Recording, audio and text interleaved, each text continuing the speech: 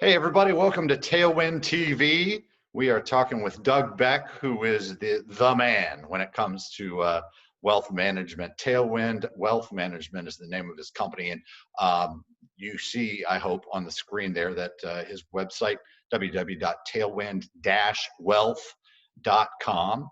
And I see your phone number there too, Doug. So how are you doing? Pretty good. It's Good. we're almost to Friday, but these days it doesn't seem to make a difference with shelter in place, right? Yeah, no doubt. We are dealing with coronavirus. Depending on when you're seeing this, it's April 2nd, 2020. So, and we're going to call this our early days when we have our own TV station, Doug, but I'm just kidding.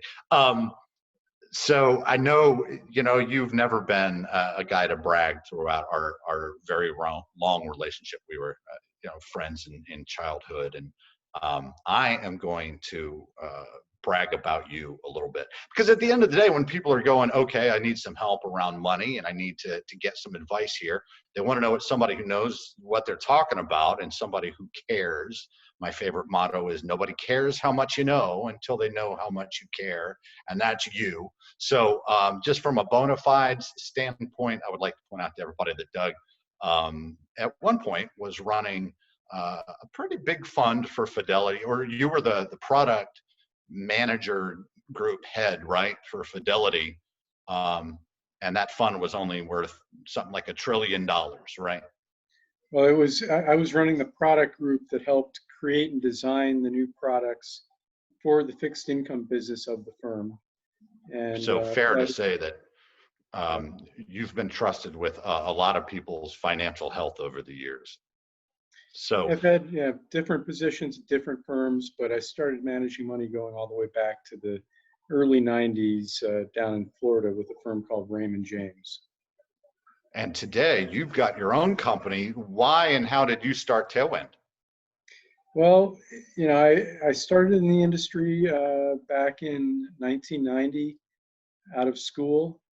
I actually worked in the industry prior to that in internship positions, but I went through a 30-year career with some of the largest firms in the world, including a big Swiss bank, a big German bank, one of the largest privately held organizations that you just mentioned.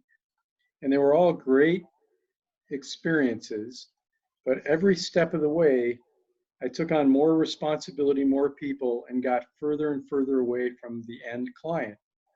And that's what I most enjoyed, is working with individuals, working with the mom, the pop, the retiree, the kid who just got his first or her first job, and help make a difference in their lives. And so, when I ended my 30-year career, I was attending 43 regular meetings, and my calendar looked like a log jam every single day. Right. And I was joking at the time, but not really. I didn't have time to think. And so getting back, taking a step back, taking some time off, it's my true passion to help people accomplish their financial goals. And I think the way Tailwind is designed can do that most effectively.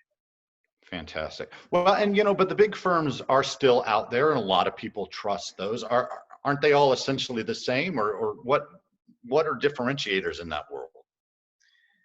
Well, I need to be careful here. I don't want to come across as Sure. too disparaging, but No bashing, but no. I mean, the big public firms that have listed stocks out there, they have two masters.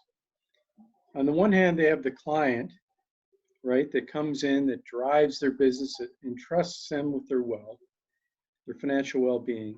But on the other hand, they have their shareholders. So mhm, they're in the business to make a profit for their shareholders, but also do what's right by the client. And that can be kind of not always a sticky situation, but there are inherent conflicts in that. Um, right. Tailwind is much smaller, but in this day and age, with the internet, with access to information, with the technology that can be outsourced, I would argue I can be just as efficient, if not more so. Case in point, right now, what's happened? Everybody's working from home. Well, I've always worked from home with Tailwind. Well, I there you have, go. the world headquarters is in my right below my bedroom. And, um, Right. you know, we can do anything from here. We can have these video calls, recordings. I can access all the markets. I can do anything as quickly and in essence, even more effectively and efficiently because I'm not commuting 3 hours a day any longer. So, um, you know, the big firms are not all the same. Um, and they're not always as efficient as some might think, but there are advantages to being independent as well. And I'm sorry, I think I lost track of some of your questions, so pull me back, reel me in a bit here. Oh no, I was just talking about that.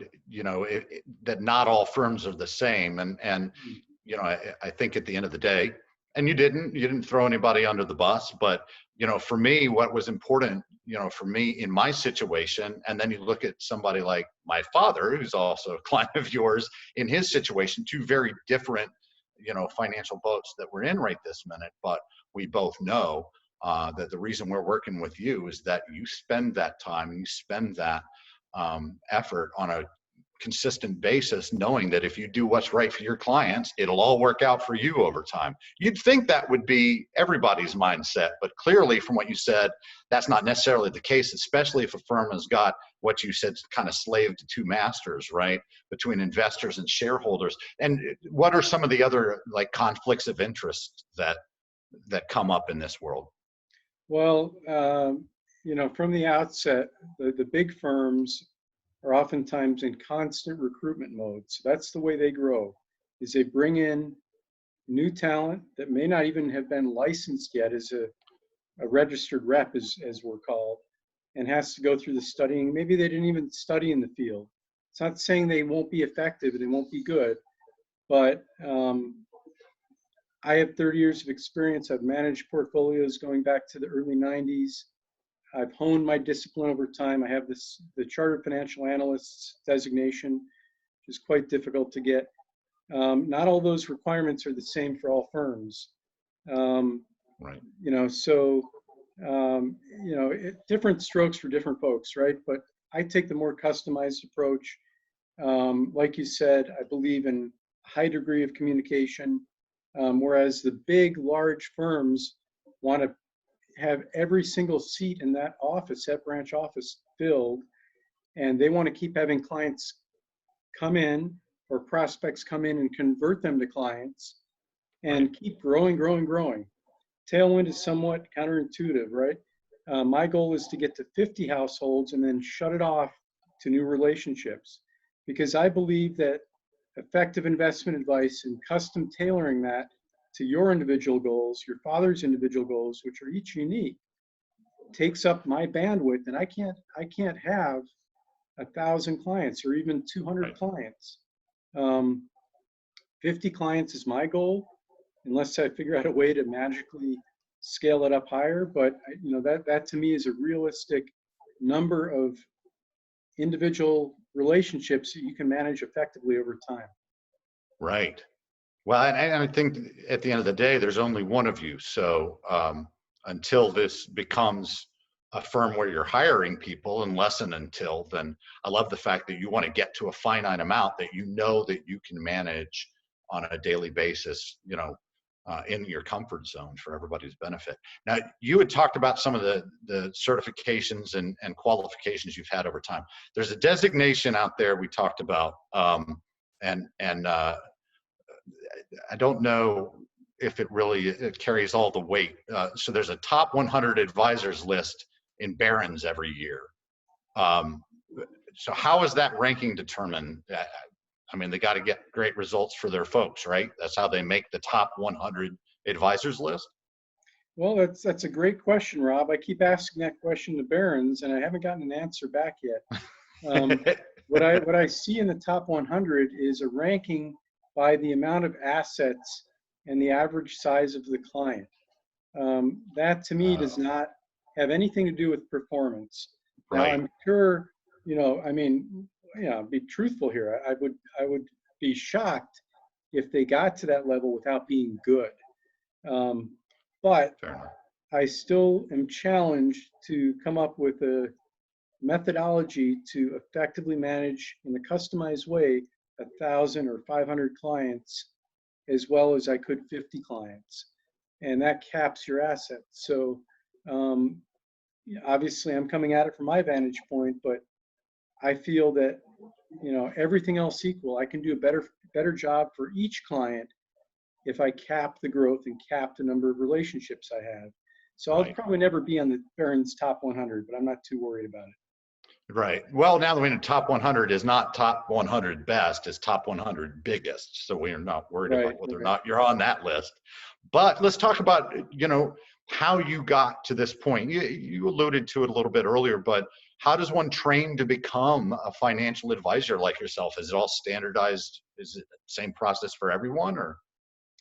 Definitely not. Okay. There are standardized programs if you're going into a large firm. They have their own training programs. They have everybody has to take certain securities exams. They're called things like Series 7 that can be sell just about anything or have clients invest in just about anything. There are branch manager exams. There are certain specialist exams for doing different types of securities. So that is somewhat different. But in terms of registered investment advisors that are independent, and I'd say this goes for anybody, any investment advisor, it comes down to, are you a student of the markets? I mean, I'm constantly reading new material, be it a new academic paper that was published or a new book that was published by a luminary out there, digesting tons of periodicals from the Financial Times to the Wall Street Journal. I mean, my reading stack looks like this. And you also have to, I think this only comes with time, check your emotions at the door and really be able to stabilize otherwise what becomes a panic attack in these types of markets. Seeing a portfolio gyrate 10% in a month, someone's net worth go up or down $100,000 or more, or a smaller investor who can't retire yet, and seeing their portfolio go down in this type of market, you can't panic. You have to hold true, I should say, to your discipline and make it through the other side. And at the same time, you've got to be communicating with your clients in a transparent manner so that they're not panicking, because they can push the ultimate panic button. They can say, get me out, and Right. override you and pull the account. And you want to do what's best for them, period. Whether they know it at the time or not, right? Right. So Yeah. that takes, to your point, I mean, that takes a different type of training. Nobody can train you how not to panic.